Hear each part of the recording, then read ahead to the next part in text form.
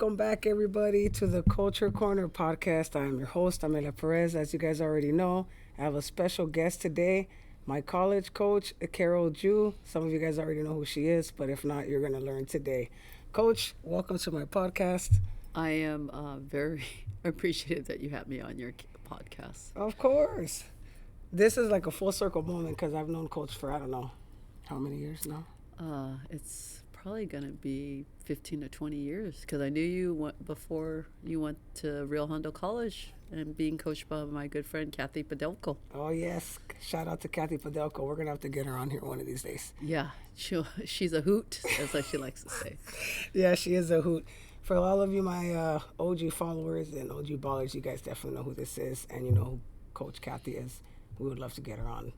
But she's out there traveling the world and doing whatever retirees do. Traveling, taking photos, enjoying the high life. Yeah, definitely. She has an Instagram photo just rubbing it in, her Instagram account rubbing in all her photos from her vacation. Mm-hmm. Just letting us know that we're not doing it right yet, you know. She's the only one doing it right. So, but yeah, we met like when I was 17, 18. I'm 37 now, so it's actually going to be almost 20 years. Yeah, so it's a pleasure to have you on. I've had this podcast now for like 2-3 years, so it's always been a goal, but you're always so busy, you know, coaching her team and, you know, being a mother of 2 kids and being a wife, so all of the stuff that entails, and being a professor at Chapman University, which is where we're at. Shout out to whoever that is to the left. Britt McPherson. All right, there you go, Britt McPherson. And I don't know who these two are, but shout out to the athletes and the alumni, you know, who get to come and have a lot of pride in the school. That's one thing I love coming here, and I always rep Chapman every time I come. Am I right, Coach? Every time. You always look good in the Chapman gear. You know, so, and it's thanks to you and Coach Kathy for, you know, following me along. I remember Kathy coming in Southgate and watching me in the gym, and that's like super old school, you know. That's you guys came all the way to Southgate to see me play, and then here we are 20 years later. Hey, we're from East LA. That's Who true. wouldn't go there? That's I want true. East LA kids. Hey, we're gonna get into that right now, but Coach is definitely from the hood. All right. So, question number 1, right? We're gonna walk into it is where did you grow up and where are you from? I grew up in Montebello, California, which is East LA, and really. Moving out to Orange County has been very different, but got used to it. But going back, those are my roots back in East LA. Yes, yes. And, you know, all a shout out to the East LA Huskies. We used to play against them in Rio Hondo, and, man, what a rivalry that used to be. For whatever reason, probably just because, you know, 2 schools. I know Whittier's not like inner city, but you get kids from the inner city and Rio Hondo. So I guess between that and East LA, you get very similar kids kind of playing against each other, gritty, you know, from the hood, right? So that gives you that edge, I think, when It's you're competing. pride, right? Yeah. I think it's pride, and you got to know where you've come from, and that's why I think I try to always instill that to the people I coach over here, you know, about have pride where you come from. Also, when I was there, you had to hold your own. You know, you no matter what your ethnic background was or gender, you had to be tough, right? And then for us it's on the court. So besides that, on the court we might not have the tallest and most skilled, but you can't teach hustle, right? And so from East LA, that's where you get passion and you get the grit, as you said. Yeah, I agree. It's funny because I have this guy at work that this OG, triple OG. He's probably in his 50 something. I'm not gonna put his age out there because he might watch this. But George, shout out to you that he trips out that I went to Chapman, which it gives him a sense of pride being because he's from East LA as well. So being where we're from, and you know, he always says, "Oh, you're from my part of the hood." Like I play in Boyle Heights now. You know, we play in the women's league, and it just trips people out to go from one spot to the other, but at the end of the day, Chapman provided a great opportunity, and you know, I'm very proud to say I'm an alumni here, and that I know somebody who's been here for how long you been here? 21 plus? years. 21 years, and you were part of my first couple groups of teams. I am so proud that you graduated from Chapman. You didn't have to come here, but you did, and you set the tone. You know, it's funny because that team that you played on, the two teams that you played on, were filled, raised by single mothers. And that's a big shout out to them. And you guys came here and it was about basketball and getting an education, getting a degree. And if you guys know Amelia, you know she works at UPS. And I don't know if other people knew this. She was going to be a probation officer. And she would go work at UPS graveyard, but still made it to class and sat in the front, probably a little sleepy.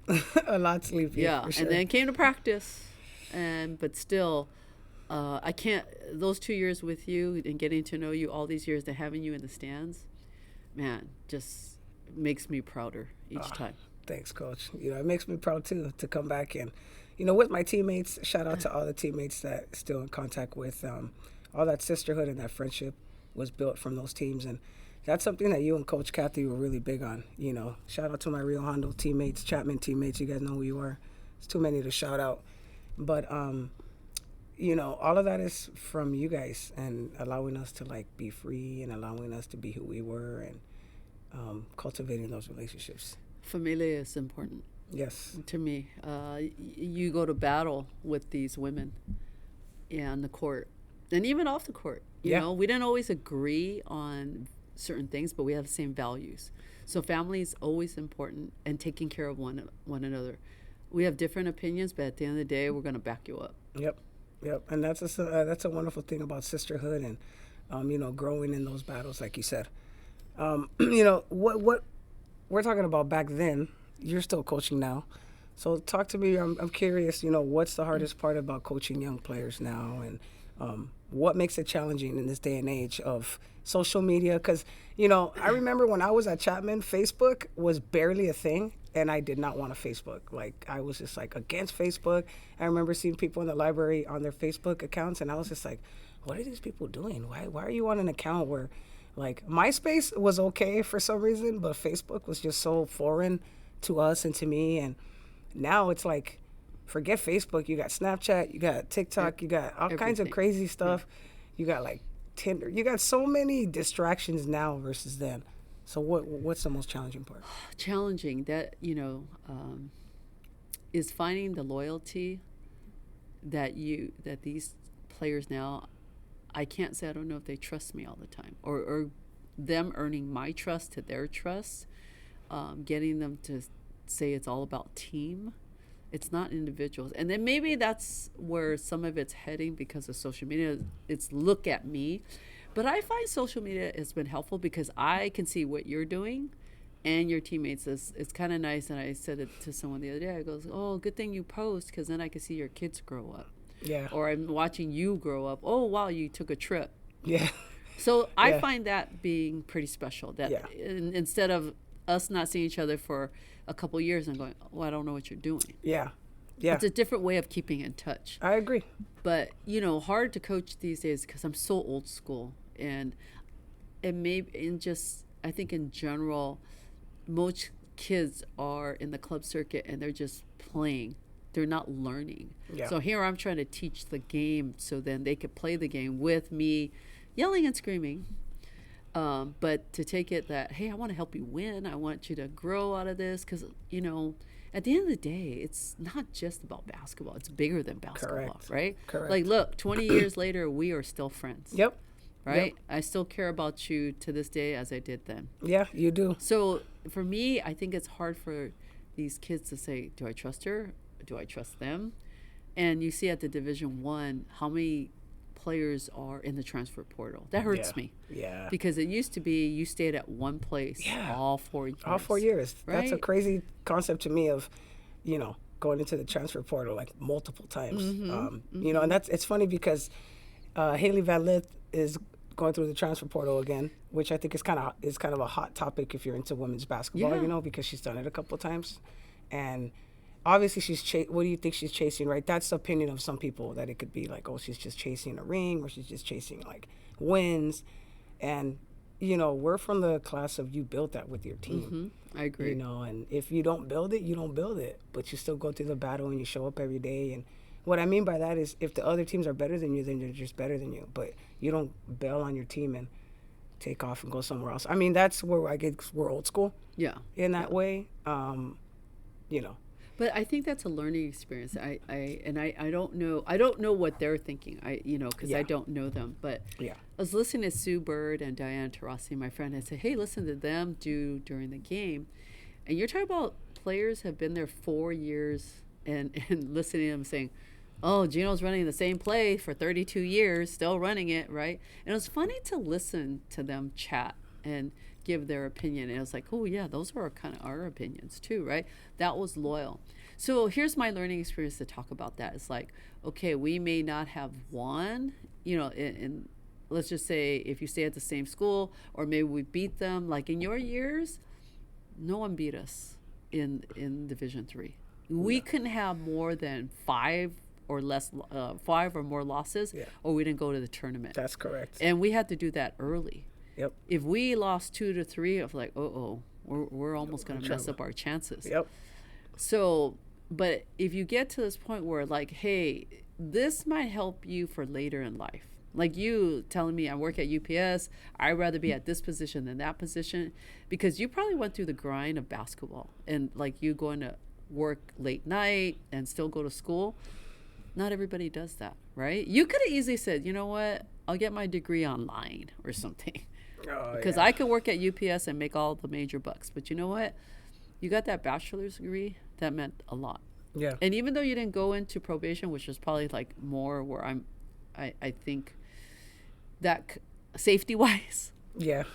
But you're doing what you're doing, and you're taking care of you. No one's taking care of yourself. No. You take care of you. So I think when you have challenges, and like you said, you either don't win or you win, then you have that notch going, okay, you know what? I'm hungry. I'm always hungry. Yeah. Or I'm not going to bail. And I'm not saying that these kids are bailing. We don't know what Haley's Right, you don't know looking what for. the situation Yeah. is, and maybe they don't have a strong connection or whatever. Like I think the transfer portal is good for players who maybe have good potential, but the coach is like stuck on some other stuff, or there's a lot of we don't politics in the know. organization. Yeah. We don't know, right? So Yeah. I'm not bashing the transfer portal at all in its essence, but it's just a crazy thing for us who didn't have that like thought process of like, oh, we can go to another school.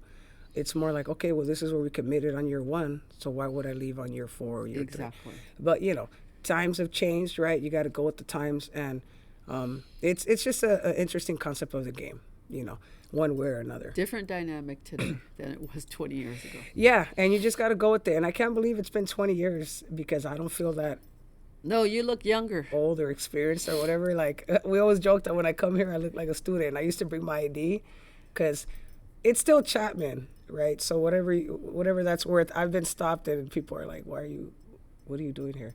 That happened one time because I went to the theater, me and my brother. We were just we probably looked like some nosy kids, just like going into the theater, and the lady was like, what are these kids doing? But yeah, and I had my ID, and she was like, oh, you are an alumni. And I was like, yeah. And that's why I used to carry it. But now I don't have to do that so much. Again, sign of the times changing. But it's an interesting thing to come here and just be like, oh, I graduated. No one can take that away, right? And that's for anybody, wherever you go. No one can take that away from you. So for whatever that's worth, go through it and finish it, because that sense of pride. And it's funny because when you look at college games, all the people in the stands, that pride is unique in college sports, I think, right? I don't think you see the same thing in professional sports. Yeah, I think having that notch under your belt, and people who don't know, like I think people say, "What? You graduated from Chapman? That's an OC school." They don't know what Chapman is. Yeah. Everybody knows the state schools, right, or UC. Yeah. But I think Chapman is getting on the map. I think it is. I think because every time I say it, it's like, oh, okay, they know where it's at. They're just kind of like, oh, you went there, and I'm like, yeah. And they're just like, okay, cool, and you move on, right? But it's definitely a sense of pride, But I couldn't go here now. It's just too crazy. I think back then was the perfect time for me to come. Well, I think it suited you in the right place, right time. Yeah, timing. God's all about timing, I say. So speaking of Haley Van Lith, right? Division I female basketball. Who is like your top?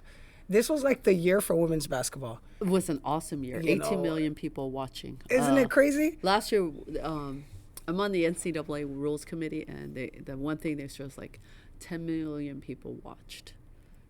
and it exceeded that this year. And I think they said the women's game has characters. Yes. Right. So paying personalities. attention. Yeah, yes. personalities. Yes. So you have Caitlin Clark, who's I didn't get to watch a lot until the end of this year. Wow, she can pass. It's not only shooting, because that's all they talk about, because they don't really talk about the passing.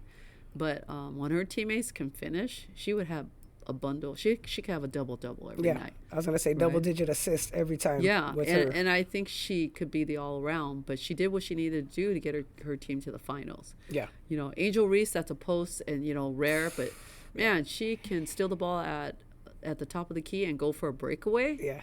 That's pretty good. She's got such a nice game. I mean, those two names, everybody knows those two names. Shout out, Caitlin Clark put the game on the map, and so did Angel Reese and their little rivalry per se. But the good press is always bad press is good press. It's good press, exactly, because they got us all looking like, what? Yeah, what's this all about? Yeah, right? What do you mean? Why would they be beefing? And they're not really beefing because they're all friends. Yeah. Just like the NBA players and I don't know too much about men's college, so I'm not going to say men's college, but obviously I'm a lifelong NBA follower. And you know that when I was younger, I thought those guys, probably because those guys did hate each other. They did. I would say Magic Johnson era, they did not like each other. Yeah. But now they all hug after the game. They're all friends. Because yeah, they all play in the circuit, right? Yeah. So they're all friends. Like Jason Tatum and I forgot who else. Him and his kid were all hugged up with another basketball player at the end of the game. Oh, I forgot who else. And the guys were like, oh yeah, they're like friends. Yeah. And then I'm like, that's cool, So my point is, Caitlin and Angel didn't really dislike each other. It's just the competitiveness of the game. When you're on the court. And, I mean, I can play against my college teammates now, and when we're on the court, I played against Crystal. Shout out Fausto, which she knows who she is, because that's not even her last name, but she knows who she is. We played against each other, and we were low-key, talking shit to each other. Yeah, you could do that. Try to outdo each other and, hitting each other and talking shit. And so at the end of the game, we went to have lunch. And, because we hadn't seen each other in a long time, so we still had time to catch up. Yeah, once you're on the court, you want to win. And you're going to do it. Look, I still play at 55. Yeah, but you know what? 55, I want to win. Can you believe this? Yeah, ridiculous. So it's funny because I'll play in some of the women go, it's not that serious. I go, well, I don't play just to play. It's not cardio. It's competitive. When you play in a league, it's competitive. You're not at LA Fitness. Yeah. I think LA Fitness is different. LA Fitness, you're no, you still wanna win. Coach, but you're not at the 10 level. Are you those kind of players that's fouling at LA Fitness? No, I'm not fouling, but I'm setting back screens on men. I don't care. I know the I mean, Chapman I'm good with that. I'm good with that. Back screens, I'm box out. I'm not gonna let a guy just punk me out because we're at LA Fitness. Yes, but and I'm being a woman. Of course, of course, because they play soft until you make a couple shots, and then they get mad. Then they're like, oh, okay. Then it becomes competitive. But right? It's always competitive. Always for us, right? Yeah. We always want to do them up at least once or twice every game. So we said Caitlin, we said Angel Reese, which are names that people know about. What are some other names? I didn't, Paige Bruckers was injured, but man, she hit some shots and she could be an all-around player too. Paige Buckets. I just think that it got towards the end, right, where her team got to the Final Four, and you got to see something she got to do, because UConn's kind of in that. They're not what they used to be, right? Right. But, when Diana Taurasi was at but UConn, she is fun to watch, and she hit some big shots. Yes. It's too bad she didn't get a last shot on that last game. That was a shame. Yeah, a shame. What do you think about that, since we're on the topic there? What do you think about the call? It's funny because my initial reaction is, you don't make that call at this time of the game, right? That's what we were all thinking. But, in real time, it didn't look like a foul, but slowed up, probably a foul. But do you call it, though? I'm just saying, do you call it? Do you allow that to be? I think, I'm as a coach, I just go, dude, you're going to make that call. But then I'm not standing there, right? You don't know what he saw in real time. Yeah.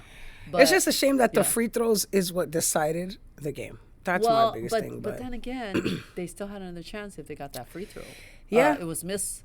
She just assumed it was going in, but they could have called timeout. Then they could have had that, the shot going up, something in your throat going, oh man, is she gonna make this? And you know what? Paige said it. That wasn't the play that lost the Yeah, game. At it the end of was. the It day, was they a had a lot of 12-point lead. Yeah. UConn played great in the first half. Yeah. I thought for sure, like, they're running away with this game. They have the momentum.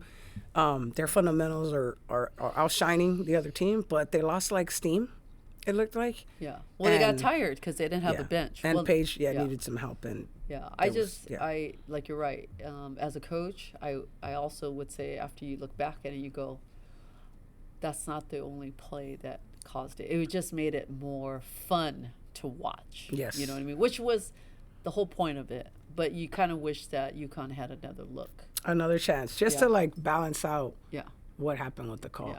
And, couldn't leave out my girl, Juju Watkins. Shout out to Juju. I hope she doesn't hit the transfer portal. I hope she stays in SC.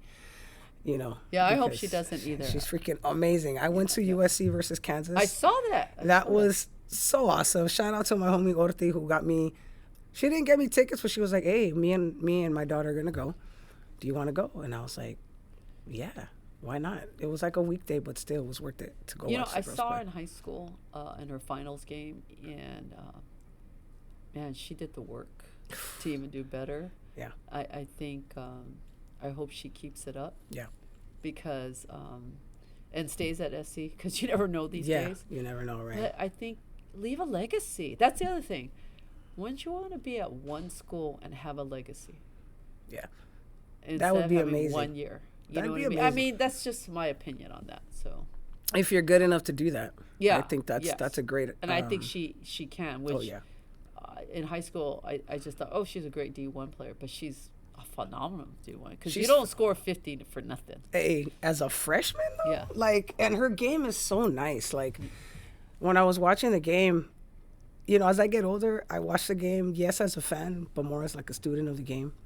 And man, just her ability, her passing ability, her court vision, her confidence, her mid range. I love that she can drive, stop at the key at any point, and just pop the shot. And her confidence is just amazing for a freshman player. And you could tell she works on her game, and you could tell she puts the work in the conditioning to be able, because she plays like almost the whole game. Yeah, which know?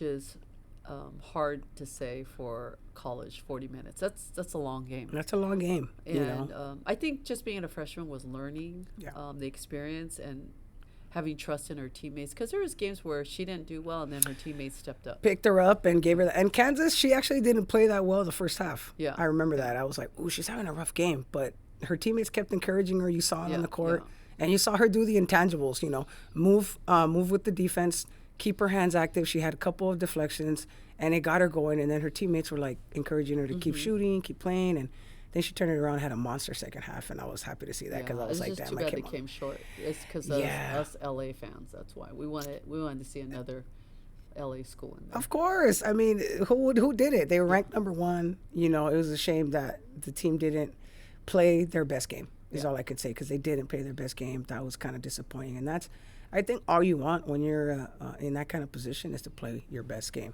True. That, I agree with you. if you full on. lose, but you played like, balls out, like I say, and you did everything that you could have, and you still lost, and the other team was better, it is what it is. There's one team that's always better than the other team. Yep. But if you didn't play your best game and you lost by a little bit, that's where it stings, I think, the most. And you're just kind of like, it always stings. You remember those losses still? man, we had a couple. And thanks to you, I have an NCAA medal. Yeah. Which trip people out. They're like, what? I'm like, yeah. You want to see it? Instead of talking some shit, you want to see it. Thanks to Coach, right? We went to playoffs. Both years that I was here, we went to playoffs. But the second year, I think, was it where we got the medal? Where we were at Brownwood, Yep. Texas. Yeah. That was the biggest, one of the memories I talk about with every recruit. That was awesome. A town of 20,000 and 5,000 are at the game. It was like Varsity Blues. Yeah. I remember that. And we It was only had amazing. 17 fans. Yes, It was parents.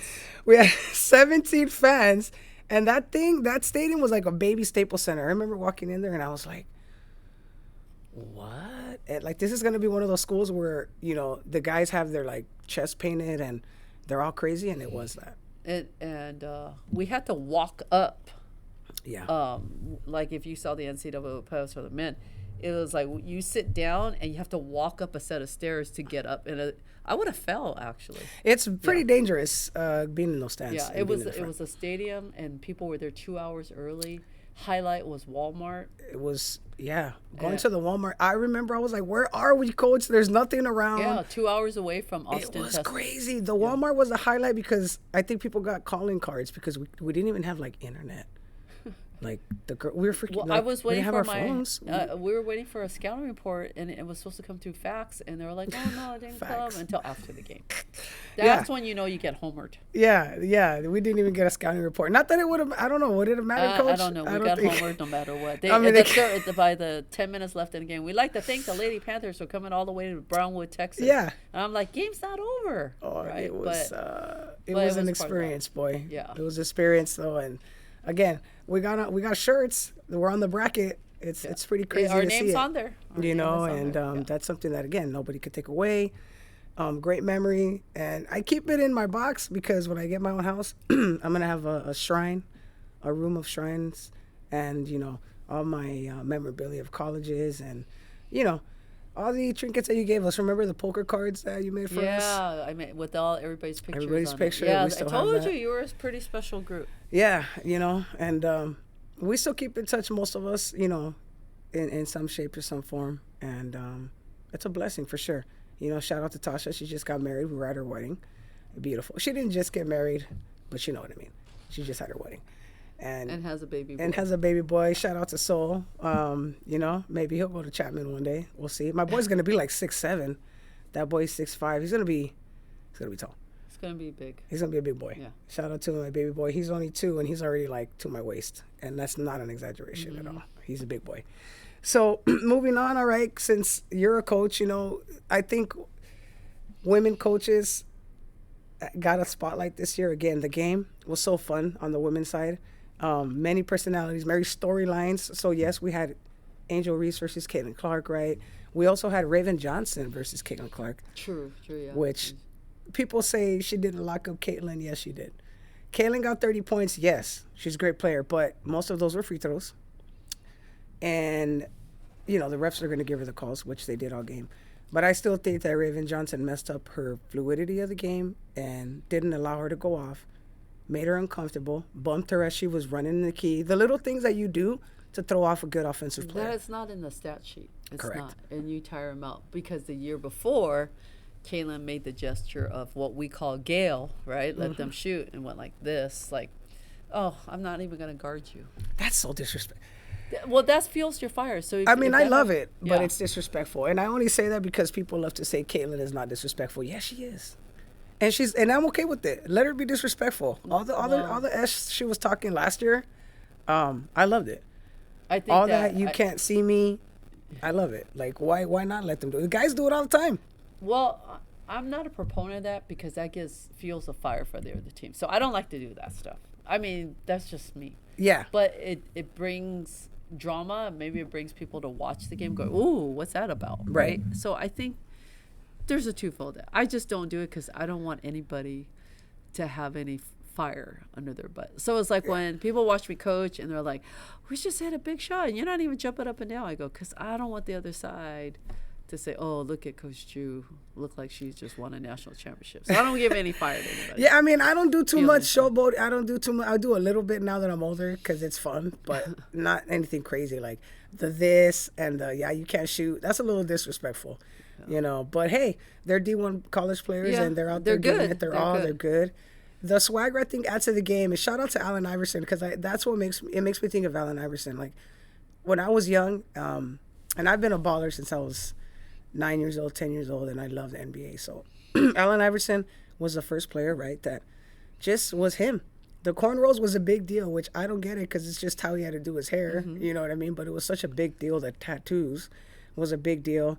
The fact that he wore his shorts below his knees was big. Like, they called it hip-hop culture, but I don't even know if that's what it was. He was just, like, being a kid. Yeah. Right? You just got to let them do them. But we get so judgmental. That's why. We got to judge everything. Of course. Why?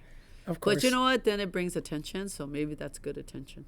I mean, at the end of the day, I think it was because I think now that's what kind of piqued everybody's interest into the women's game. And then they realized, oh, man, these girls can ball. Yeah. That's a crazy thing to me. People were like, oh, man, girls can play. And I'm like, where you been? Girls been able to play. And that's what all the former D1s or the ones that have been playing in Europe or playing WNBA going, we've been playing. Yeah, but, like, where you guys are the ones late to the party. Yeah. Dawn Staley is not new to us. No. I've been watching Dawn Staley since she was in the Sting, and people were like, "Oh my God, I didn't know she could play." Exactly. Yeah, she used to have the curls. Okay. Hey, only Dawn Staley can have curls like that and cross you over, and man, she reminded me of Iverson as well with her crossovers. She had the skills. She had getting the into the lane. Yeah. Oh yeah, she fed her teammates. It was fun. Like, for those of us who've been following women's basketball for a long time, it's great to see where it is now. And welcome to the new fans. I'm not hating on you guys at all. We need you guys, right? Welcome. But I'm just saying, like, we've been telling you guys. So welcome to the party, and hopefully you guys don't leave after this year. But I think it says something that the viewership was so big. And, you know, the coaches that came out, there was a lot of coaches. Sydney Johnson is a coach that I, like, fell in love with. She's a Texas, I believe, Texas coach. I love her outfits. And, you know, Kim Mulkey and Dawn Staley, right? So those are the two that I wanted to bring up. What do you think about Kim Mulkey? You know, I started liking her. By the end of the season, I'll be honest with you, I don't know if I'm a Kim Mulkey fan. You know? Well, what do you think? I could be able to say this. I saw Kim Mulkey play at LSU, and she had the pigtails, and she's only 5'4". Okay. And she was tough. They played against Cheryl Miller. So I've seen her as a player. Okay. Hard-nosed, feisty, got to show what she could do. And then I've seen her as a coach. Okay. She's a damn good coach. Otherwise, she wouldn't be winning championships, You're right? right. But because she's been through the grind. Okay. Then you got Dawn Staley. Man, they're all like, "Oh, she's classy." Yeah, she's classy. She could pull off Gucci and a hoodie while coaching. That's true. And tennis shoes. I wish I could do that. Coach still be wearing them heels right now. Coach still be like, hey, that's wearing when the you team feel like a colors. woman. I love it. I love coming to the games and watching Coach in her dresses and her heels, because I think that's what makes it unique, right? I'm not with the wearing your pullovers and wearing your sweats as a coach.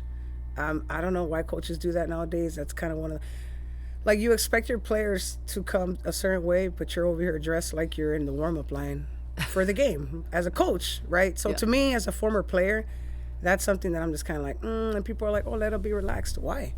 You know how much money this coach is getting paid to do this job? Why does he need to be relaxed? He needs to feel the stress. He needs to feel the pressure, because if not, he's going to get fired, number one. And they didn't hire him to be the players' friends. They hired him to coach. Well, I don't get paid that much, but I do like to dress nice. But I mean, I like to dress nice when you're the head coach. Yeah. Right? For 2 hours, I don't mind wearing the heels. You're the head of the snake. I just feel like... And I think that shows class, respect for what you're doing. Because, you know, there's this thing about, you know, I think I look sloppy because I look like I'm going to be playing. I want to look like I'm the head of the company. That's true. That's what I'm saying. They look like they're going right? at the warm-up line. That's what I'm saying. Like, they look like, are they going to play? What's going on? Yeah. I like the dressing up us coaches and the whole coaching staff. I think that just gives that respect and that aura of like, okay, we're here for some business. We're not here to F around. We're not here to be friends. We're not here for nothing casual. I think that's what I'm trying to say. I think it's just because of COVID, it relaxed it so much. But so... Yeah. We're slowly going back to like pre-COVID in some ways. So hopefully it's a thing again where people have to, like, professionals have to dress up, coaches have to dress up to a certain degree. It's like, you dress up for church, why not dress up for your championship game or for your, you know, your job? You only go like twice a week. Yeah, I think the gym is my church. That's why I wear what I wear and she looks great. If you've seen her coach, you already know that coach has her fits and she'll be looking great. So, you know, you don't have any problem with Kim Mulkey. Do you think that, because I'm all about the grit and all that, but do you think that I guess one of the things I didn't like about her is she likes to feed the narrative of us versus them. And sometimes I just don't think that applies, you know? Well, I think you got to find a way to motivate your team. I think she's more trying to motivate her team, and then it gets misconstrued. Okay. You know, and you even talked to me about this before. It's like, is she protecting or is she enabling? Right. It's a fine line, right? I think it depends how you look at the perspective. And you remember the teams that you were on, and every team I talk, there's perception and there's perspective. So True. We don't know exactly. We're not in that locker room. True. So it's so easy to judge. True.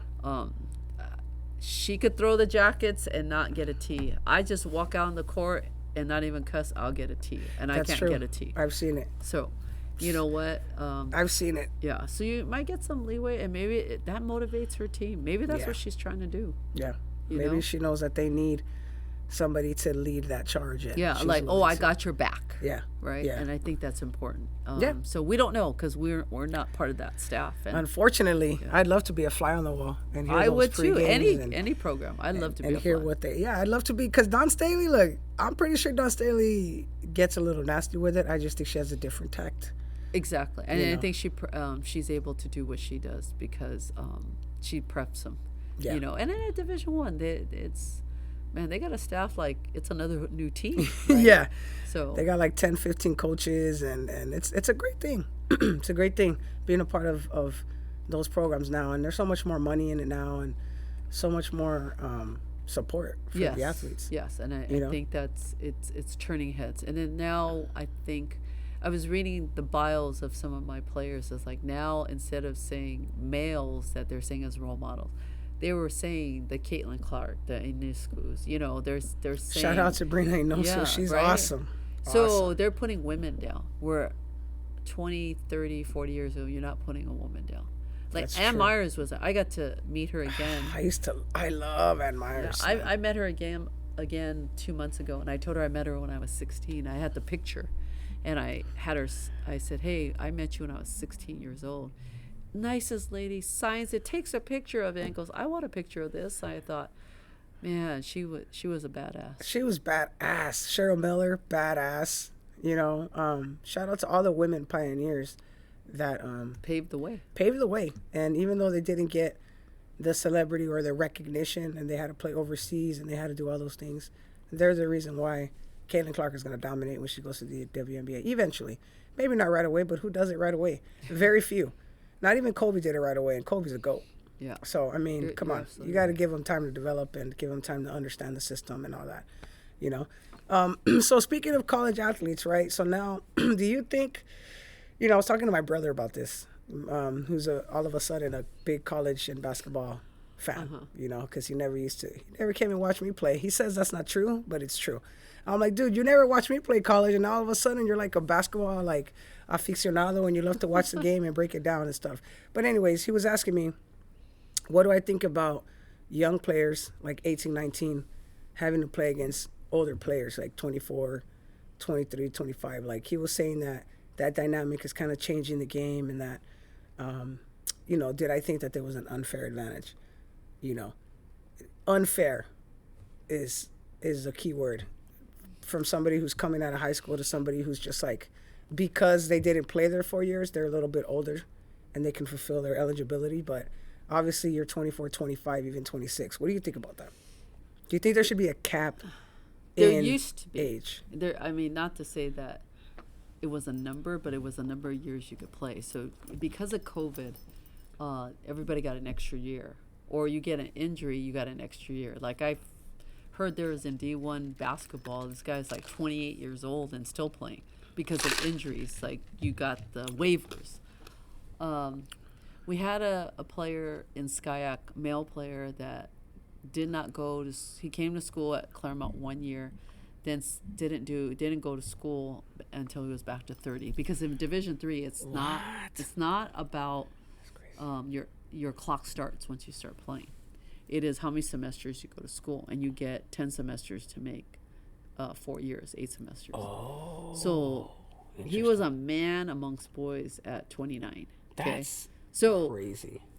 yeah, it's unfair, but the guy got his education, whatever he did. But it's just like when the kids we played, young ball. Like an 8-year-old is going to have an unfair advantage against a 9-year-old. So like when Kobe came in, he was 18, didn't have the ropes, right? That's why it and you're took him playing a while. against 25 to 30 years old. They're manhandling him, right?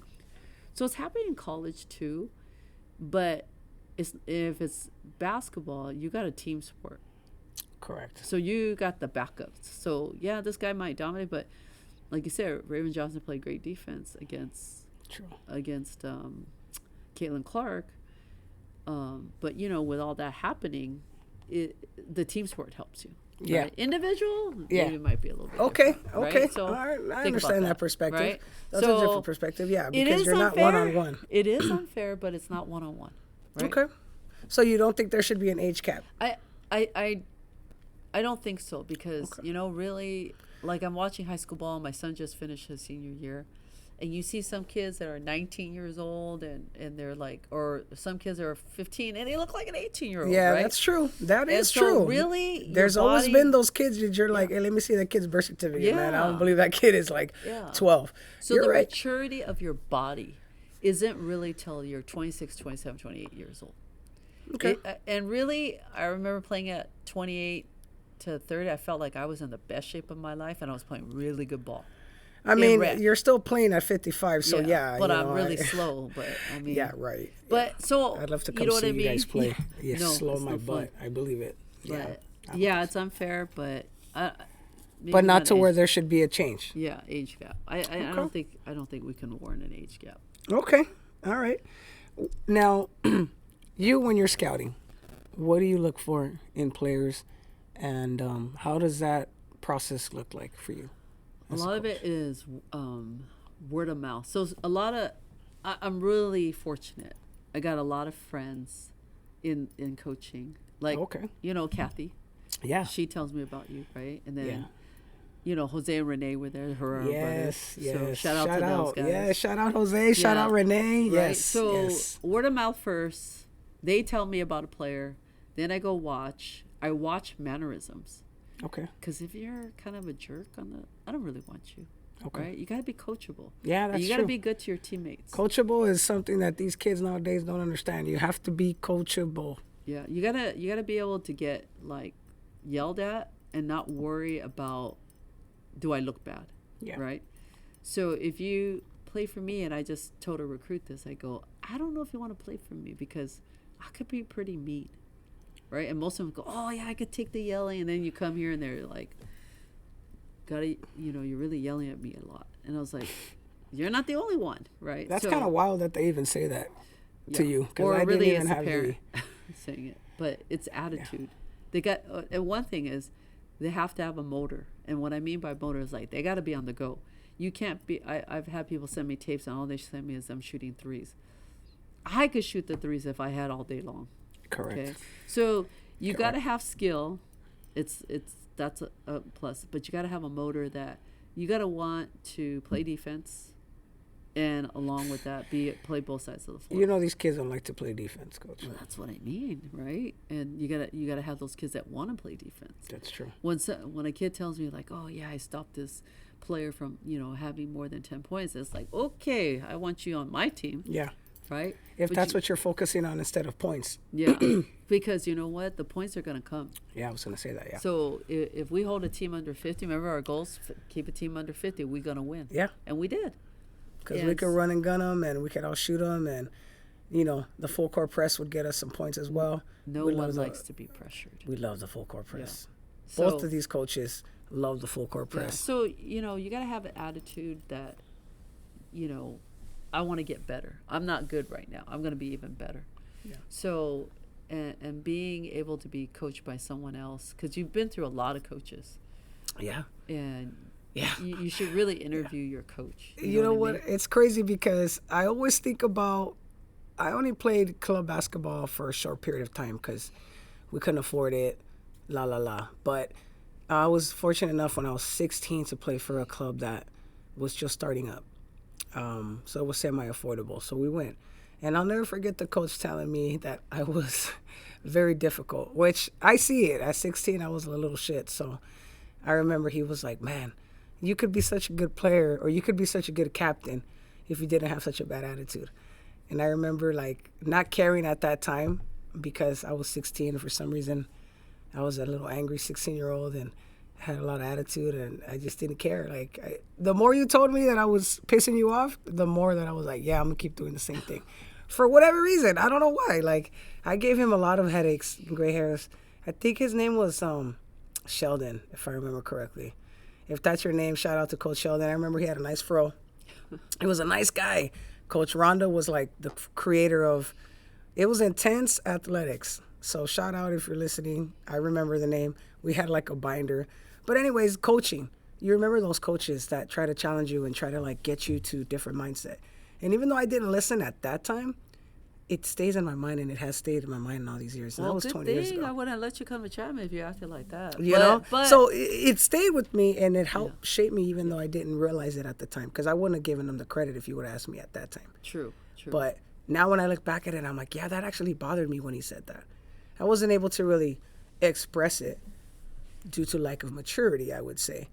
But now that I'm older, I'm like, yeah, I remember I didn't like when he said that, because I felt like I could be a leader, and I felt like I was a good captain and this and that. But your coaches, when they tell you things like that, you're just kind of like, But you changed, and I think that's talks about you, the kind of person you are. But I think I joke with you right now and say I would have never recruited you, but Mel, you have a heart and a soul that is reachable. You have this shield, and you have your shields for whatever reason it is. Coach Kathy used to always talk about you know where she come from, and raised by a single mom, right, and with your family. You could have went all different ways, but there was something about you that we knew in some way that we could get to you. But of course, it took you to realize it, and that's the most important thing, is that you realized it. well, thanks to people who had patience, patience, because that's something that a lot of people don't have. Yeah. For players and for just people in general, especially nowadays, we're so quick to like turn people away. Turn people away, and or judge cancel them, culture, right? Yeah, they made one mistake, cancel for life. And I think that back in the days, the extension of grace that you guys gave, it just creates a situation where you want to give and take, and you want to give the best. I remember not wanting to mess up in school, because I was like, man, coach pulled a lot of strings in my eyes, did a lot of things, guided me a lot of ways to help me be able to afford the education and be able to survive out here in these streets. I remember when you would, I'm not going to say, well, can I say it? You could say it. She used to sneak me into the chow hall or help me out, because, she knew that, okay, she's probably only eating like once today. And so I'm going to do what I can. And it did it in a way where it's like I could keep my dignity, You would do it in a very cool, chill way, like, hey, Emil, and so, I hooked you guys up, here you go. Because you didn't do it just for me. You did it for everybody. That's the thing I have to stress. You didn't do it, like, it wasn't like no side deal with me. It was, hey, if you need something, I'm here for more than just basketball, which I think why we come back is because that's what you did. And it wasn't just like, okay, when you're done playing, then the relationship is done or whatever, because you've reached out to me all these years and you didn't have to do that. Well, I told you, family, it becomes family. You guys were my daughters. I didn't have any daughters on my own. That's right. Two crazy boys. Two boys, and maybe that was the reason. They're actually kind of calm. Your boys are actually they're calm. Good. They're good guys. Carson and Riley are very calm. Yeah, but they just got a heart as small. Yeah, they do. So, they had to be in line at all times. But it's crazy that they're straight up grown men now almost. I mean, I know the baby is still not 21, but or not 18 yet. The oldest is 21, graduating from Chapman. Riley's graduating from Chapman. Crazy. Carson's going to be coming to Chapman. So it's kind of nice to be able to, like, today was a preview day, and I go, well, you'll be here in a few months. He already knows the deal. I mean, my boy's been coming to Chapman since birth. Yeah, it's but just official it's different. now. Yeah, it was funny because I said, yeah, you were here. I coached these guys, and I think it was right before you got here, right? Yeah. So I coached them. I went to practice, and I said, see you guys later. I'm going to have a baby in a couple hours. Oh, I remember her coaching, very pregnant. Yes. Very pregnant, with Riley already born. My man was out here crying because mom had a coach and he wanted his mom, right? And mom's pregnant, doing her thing, yelling at us about drills and this and that. And now see them grown men coming to Chapman. You knew they were going to come to Chapman. Where else would they go? I guess that's all they know. Why not? It made sense. I mean, if they wanted to go somewhere else, would you have been okay with that? Oh, yeah, absolutely. Okay. Absolutely. They could have went. And so, but I think this feels like home. Yes. Especially and be challenged at the same time. Yes. Yes, because I'm sure the curriculum has gotten so much better, and it was great back then. But I can imagine, there's been a lot of growth, obviously, in the school since I've graduated, and I'm glad they're going to get to experience and take advantage of that growth.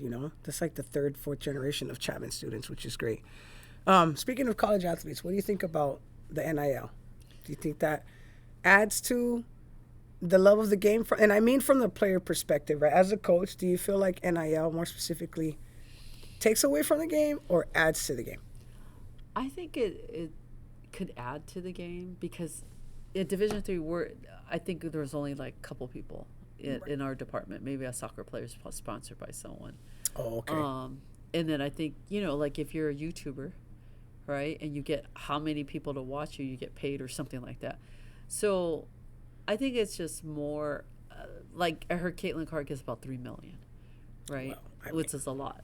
Yeah. She put the game on the map. Yeah, she put the game on the map. And some people get a little bit more. Some people get like male athletes. I don't know what they're getting, but if it enhances them for school and then they're repping, like I saw Juju Watkins on a commercial with the Philadelphia player, and they talk about haircuts. Right? Oh yeah, like, the Juju, right? Freaking Joel Embiid. Yeah, Joel Embiid. Yeah, right? yeah. That's a funny commercial. Yep. Yeah. Yep. So you know what? Then it might be someone going, "I'm gonna go to college." I mean, in some fashion. Yeah. I mean, they were getting paid something. I love it. I love it. I think if I wish everybody could get like. Yeah. A kid was saying to me the other day, like, well, how do you get people to come or what, in one part I said, well, I'm not giving you a scholarship. You came here because of the reason why you got to like Chapman for what it is, right? Because I don't have, like, sign this, a letter of intent, you're going to come or stay because you're getting money. I wouldn't have that, right? You got to want to get your education and you got to want to have basketball as your 1B and families right there too, right? Right. It has to be about education first. It is college basketball. So, but in the same time, you could always get a degree, but where are you going to get it in? But like you said, you got that piece of paper for a reason, and no one could take it away from you. Yeah. But you got to play college sports, basketball. Right. Which is another privilege. Yes, privilege. And that's at a Division III. Now, if you were at Division II, I don't know. I don't know how. I haven't been at Division II for many years, but it was similar to Division III. You just got your school paid for. But you also got a merit scholarship because you had good grades at Rio Hondo. So that's another thing, right? So Division III, you can get merit money for being a good scholar. That's right? correct. But it doesn't, it's like, okay, what would make this person stay? Like we have people that after a while end up not playing because it's like, oh, I got to go get an internship. Oh, I want to do sorority. Okay, go ahead. That's okay because I don't have a scholarship holding you there, So that's a big thing. Like when you guys came in, 10 were supposed to come back, 9 quit. Remember that? The team of 9. And luckily I recruited. The team of 9. Yeah, and then I pulled 2 from stretch class, and that was Shira and Jessiski. Shout out Shira and Siski. Right, and so that was one of our fun teams. That was crazy. Yeah. And didn't we win like 19 straight with that team? Won 17 straight. It was 6 and 5 at Christian, won 17 straight. Everybody in the airport goes, "You the diving team? You the soccer team?" I was like, "No, we're a basketball team." What? You guys are all short. 17 straight. Okay, wins. They couldn't touch us, and we only had 9. So that means the bench was 4 people deep. Yeah. Maybe 3 if you wanted to be real, but we're not going to go into that. It was really only 3 people. We're not going to go into that. But so here is love of the game, and everybody got their degree. Love of the game. That's true. And in graduation, I have pictures with all my teammates, which is a lovely thing to be able to say, we played, we battled, and we got our degree. We didn't just waste our time or just like, not necessarily waste your time, but not get anything out of it that is not going to propel you or give you something for the future, right? Because basketball is your time is limited in eligibility and in health, right? You can't play basketball at that level forever. But that degree can give you something that you can build on, which I think is great. Absolutely. So NIL, if it helps you in whatever fashion, if it's a help pace for your school, helps give you a little edge.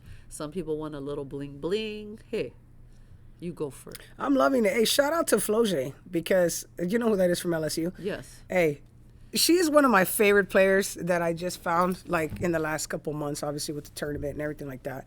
And actually, I found her last year because LSU, I've been liking them and following them. Mm-hmm. And I love that she raps. I love that she has her, like, the big 4. Like, that's her big thing for NIL, which I think it's great. Like, capitalize on your youth. Capitalize on your popularity because, you know what, you never know when it's going to – the world is fickle. Yeah. It can come and go. And that money, if she's smart, She's going to put it away and build like, I'm sure she's going to build like her label or her clothing line or whatever she's going to do and still go to school and still play basketball, which I would have loved to have been able to do that. Yeah. Added plus, you know? Yeah. I mean, if I would have had a way to not struggle so much in school, that would have fueled the fire, to your point. You know, and it's not like female players have been given all this love this whole time. So ride the wave. Yeah. Guys have been doing it. Ride the wave, right? So speaking of, Coach, we're talking about me a little bit. What was the hardest part about coaching me? You know, 20 years later, what do you think was the hardest part of coaching? I think this was like back in 2007, right? I think 2007. I think you didn't trust at first, right? And like you're saying, you weren't that crazy person in high school. Kathy kind of helped you along the way. Then when you came here, you had a purpose. I think you were just so tired half the time. That's true. You believed in the system. You believed in defense. You played. It was fun. I remember when you came for open gym, and Laura Kanayama, Hall of Famer for us. Shout out Lauren. She said, "Why would you want to come here? She's pretty good." I said, well, don't knock us, right? But I think the hardest part was trusting your teammates. Because, you know, not everybody gets along. So that's the funny thing. You got like 9 to 12 people from different walks of life. That's true. They don't know you. You don't know them. Then we make assumptions and everything else. But it takes a while because every year is a new year. And then you're like, oh, I like my own homies, right? That's true. And when the new people come, you're like, oh, I don't trust them. So I think that was the hardest thing, was getting you to trust. Plus, you already had your own agenda. I think the best sleep you got was when we went on road trips. Oh, yeah. I remember at Dallas, and I said, hey, are you going to wake up? They go, oh, she's out. Because you didn't really get to sleep. You never got real good sleep unless we're on the road. And a good thing we took good trips. Yeah, you yeah. know? You know, it's crazy because I don't go back mentally to that place anymore. But, yeah, it was pretty tough.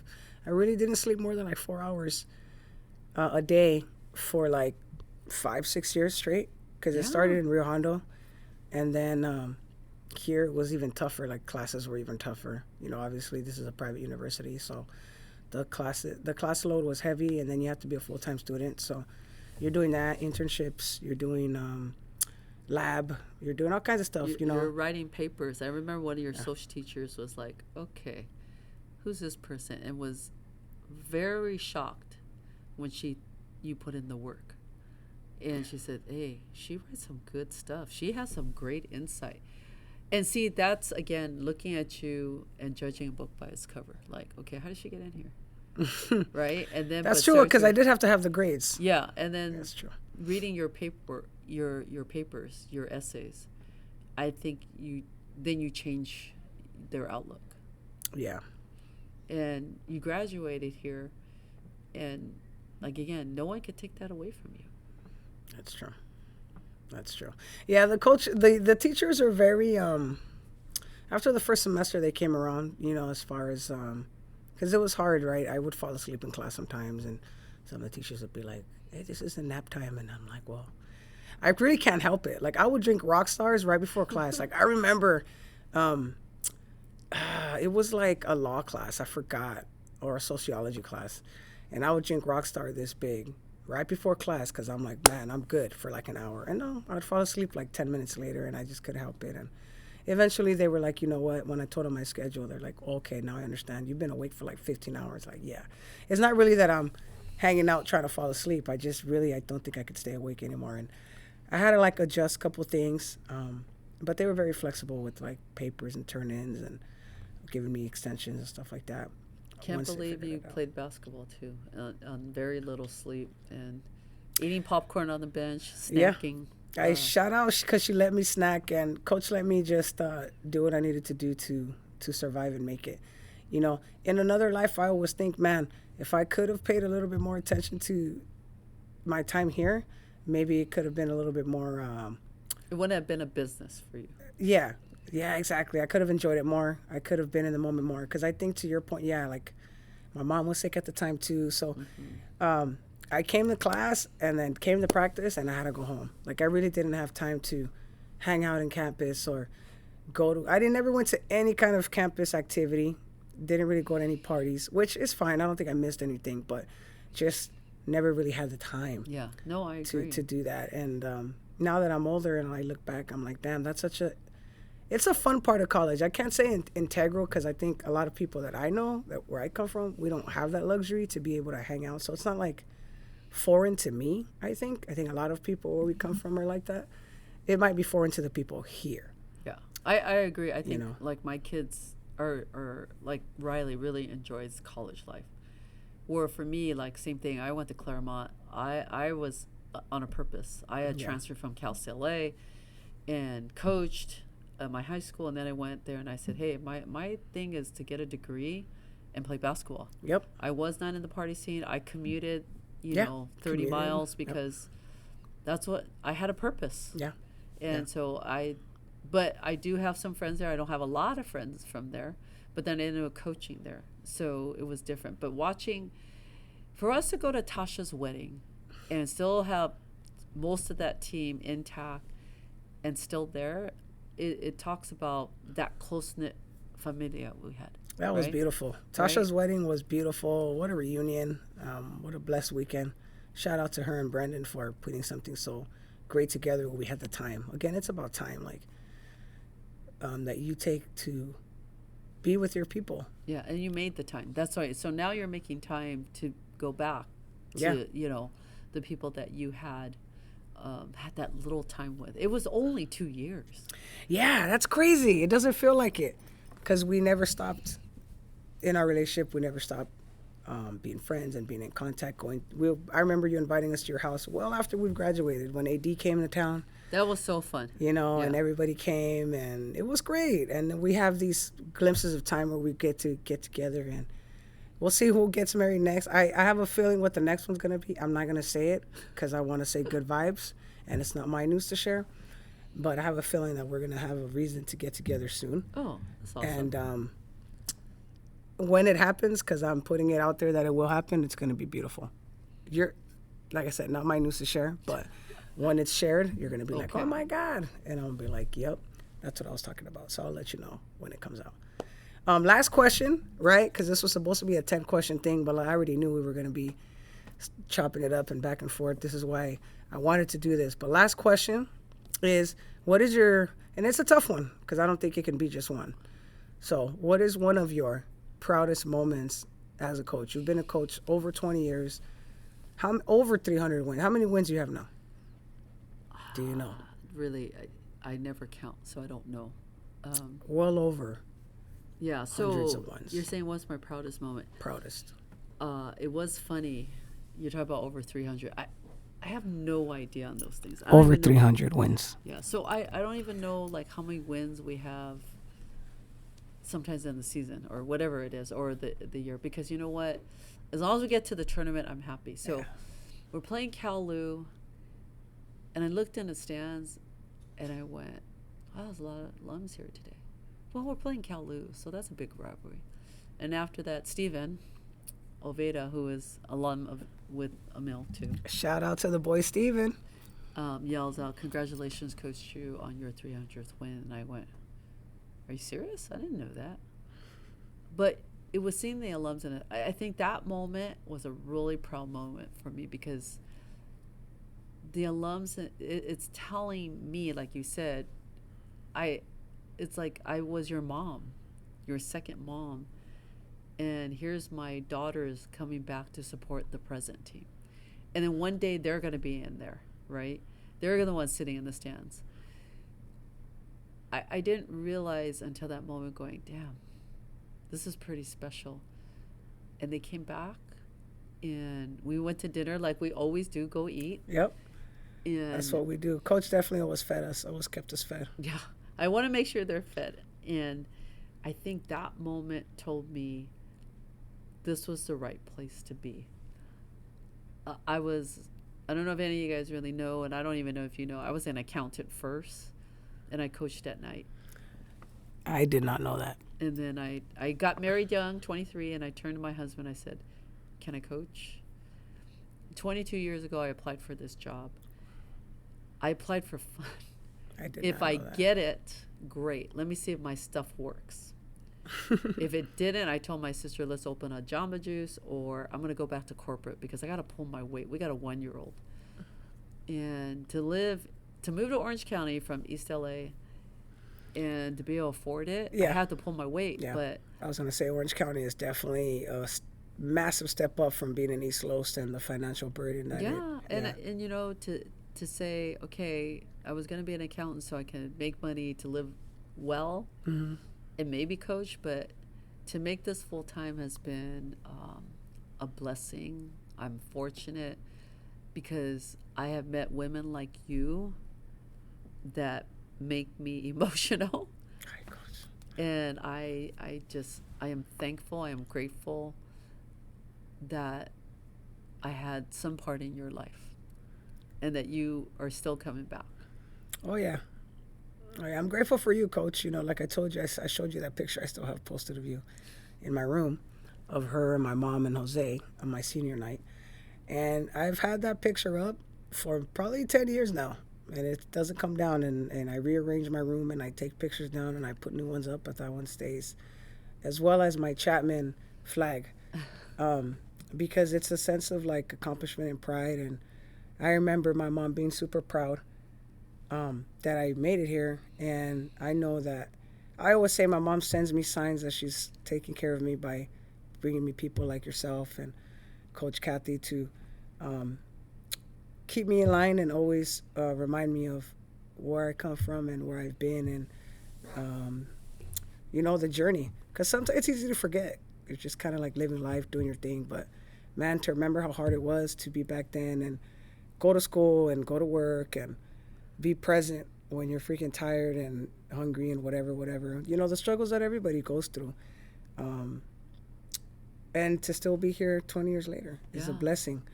You know, you've always reached out. She's always reached out on my birthday. You know, that Kobe Mamba jersey that I have is because you gave it to me. I'll never forget that.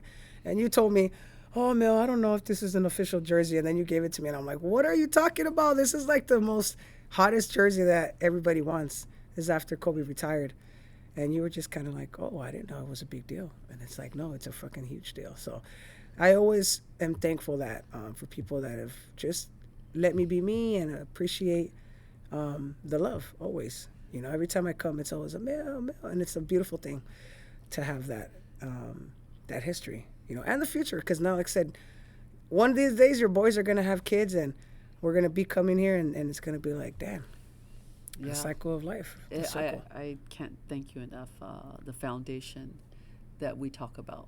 I mean, we have so many pillars from, you know, you being from Southgate. And Shout then, out to Southgate. You know, then you go to Real Hondo, then you come to Chapman. And that I'm a part of your life just tells me that, you know, I'm so lucky. I'm so fortunate to have people like you. Oh, no. I'm the lucky one, Coach. We're the lucky ones. Me and Tasha, we always talk about it. You know, Z. It's funny because we're talking about we're going to go see Shira. And none of that would have been possible without you recruiting all of us and you putting all of us together in a gym and then letting us cultivate that relationship. So we're the ones that are thankful, you know, because when we're over here shooting the shit when we're supposed to be shooting free throws, you allowed that. You know, you and Coach Kathy allowed that. I remember Kathy told us the same thing to the Rio Hondo team. You guys are going to be friends for a long time. I think she could see something special in that team. Mm-hmm. And she's like, you guys are going to be friends for a long time. And we're still friends. You know, we still keep in touch. And I just think that you and Coach Kathy are unique coaches. And I feel lucky for any player that has coaches like this. I just wish that they would take advantage more. And, like, nowadays, I'm just going to say players, they do too much talking. And they do too much, like, expressing themselves. You know, back then, if you didn't get enough playing time, that's not something you would complain to your coach about. That's all I'm going to say. You sucked it up. You knew why you didn't play. And if you didn't, you would ask your teammate. You wouldn't ask the coach because you wouldn't dare challenge the coach's authority on that. You know what I mean? So I feel for you, Coach, that that's the new generation that you're kind of dealing with now. And they're lucky to have an old school coach, I would say. And they're lucky that you're not mean at all. You barely yell at them, which is a shame because they're the ones that are missing out, I will say. Yeah, you just had to change. I had to change a little bit and find innovative ways to coach in a way that I could still do it with passion. Yeah. So it's just a new way to do it. And, I've had people ask me, have you thought about changing? I said, oh, you could ask past players. I'm not as I used to be. She's already changed. But I think that's what makes you a great coach, is that you can evolve with the times. And instead of saying, no, I'm going to quit because it's hard or it's different, you're like, no, I'm just going to adapt. Because you know that you still have a lot to give to these players, and you're the person to give it to them, which is, I think, such a blessing for us. So I'm always going to come to Chapman. It's my alma mater. It makes me proud. I wish they had the Chapman Panther, though, I will say. And I wish there wasn't the red. But, hey, you have to do what you have to do. Yeah. I wish it was burgundy still, because that was sick. Yeah, that was. But, they changed it for some reason. But I appreciate it, Emil, that you even had me on. This is pretty cool. This is a blessing for me. Thank you guys if you guys stayed all the way to the end. This is probably one of the longest episodes, but I think it's something that if you went all the way to the end, hopefully you enjoyed. I think it's worth it. Thank you, Coach, once again for always being in my corner, for never wavering and always checking in. Even forever. When I, go to the left or go to the right, you're always checking in. So we're very blessed to have you, Coach. Thank you. I appreciate you. Thank you. Yes. All right, you guys. Thank you guys very much. I hope you guys enjoyed that. I'll see you guys on the next one. And if you don't know, support women's basketball. Later.